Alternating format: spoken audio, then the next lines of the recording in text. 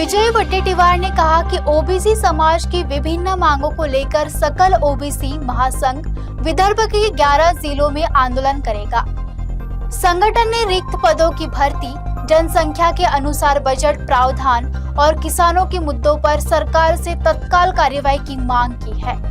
जिल्ह्यामध्ये महात्मा ज्योतिबा फुले ओबीसी भवन निर्माण करण्यासाठी सरकारने निधी दिला पाहिजे, ही सुद्धा एक प्रमुख मागणी आहे।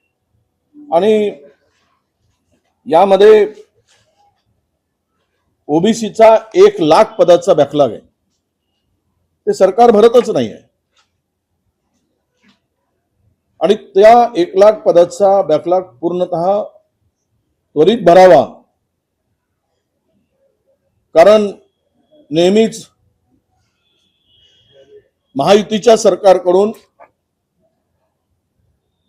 ओपन टू ऑल ओपन, म्हणजे एखाद्या विद्यार्थ्याला जर 125 मार्क्स असतील तर तो कुठल्याही कॅटेगरीचा असो तो ओपन मध्ये आला पाहिजे, त्याच्या खालचे मग सगळे कॅटेगरीमध्ये आले पाहिजे। परंतु आमच्या ओबीसीच्या मुलांना 150 मार्क्स असले तरी त्याला कॅटेगरीमध्ये टाकलं जातं आणि 90 असलेल्या मुलाला ओपन मध्ये सिलेक्ट केलं जातं, ओपन टू ओपन म्हणून। हा अत्यंत धोकादायक निर्णय केंद्र आणि राज्य सरकारने घेतलेला आहे। त्यामुळे ओबीसीवर आणि कॅटेगरीच्या लोकांवर, एससी एसटीवर प्रचंड अन्याय या निमित्ताने, या जेआरच्या निमित्ताने होतोय। म्हणून या 1 लाख पदाचा जो बॅकलॉग आहे तो त्वरित भरावा आणि ओबीसी समुदायाला लोकसंख्येप्रमाणे बजेटमध्ये प्रावधान करावं, अशा अनेक मागण्या घेऊन आज आम्ही ओबीसीच्या हक्कासाठी, अधिकारासाठी या मंडल यात्रेचं आयोजन केलं आहे। भंडाऱ्यापासून सुरू होऊन ही यात्रा 11 जिल्ह्यातून फिरून चंद्रपूरला याचा समारोप होणार आहे। दरवर्षीची यात्रा आमचे काही कार्यकर्ते, पदाधिकारी काढली जातात आमच्या सकल ओबीसी मोर्चाच्या माध्यमातून। सरकारची मला भूमिकाच कळत नाही की समृद्धीच्या वाट लावली, समृद्धीवर ऍक्सिडेंट झाले मोठ्या प्रमाणामध्ये, समृद्धीवर लोक आता गाडी चालवायला घाबरतात,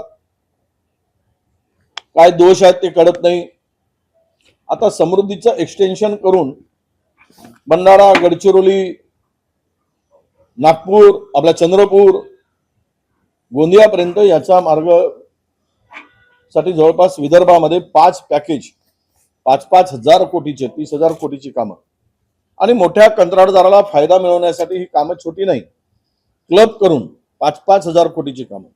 महाराष्ट्रात फक्त 15-16च कॉन्ट्रॅक्टर आहेत ही कामं घेऊ। महाराष्ट्रात म्हणजे देशात, महाराष्ट्रात नाही देशभरामध्ये या 16च लोकांना काम मिळावं आणि टक्केवारी बरोबर वसूल व्हावी 20%, आणि शेतकऱ्यांचं नुकसान व्हावं।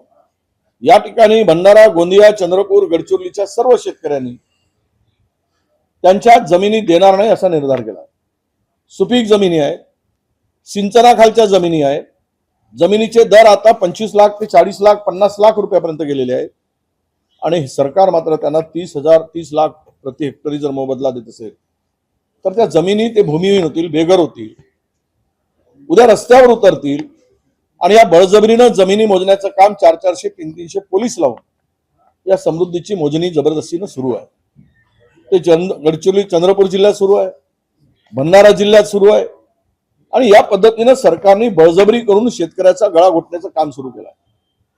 त्यामुळं या सर्व शेतकऱ्यांनी, या 4 जिल्ह्यातील शेतकऱ्यांनी त्याला विरोध केला आहे। सरकारने हा महामार्ग, समृद्धी महामार्ग करत असताना हा केवळ कोणासाठी आहे? उद्योगपतींसाठी आहे मोजक्या, की गडचिरोली जिल्ह्यातील खाण मालकासाठी आहे? कशाची हाव आहे? टक्केवारी वसूल करायसाठी आहे राज्य सरकारला 20%, 25%, आणि मोठ्या ठेकेदारांचा भलं करायसाठी आहे आणि शेतकऱ्यांना उद्ध्वस्त करायसाठी आहे का? म्हणून या सर्व शेतकऱ्यांनी याला विरोध केला आहे। हे उद्याच्या दृष्टीने जर बळजबरी केली तर आंदोलन पेटेल, आणि याचा जो काही परिणाम होईल तो सरकारला भोगावा लागेल।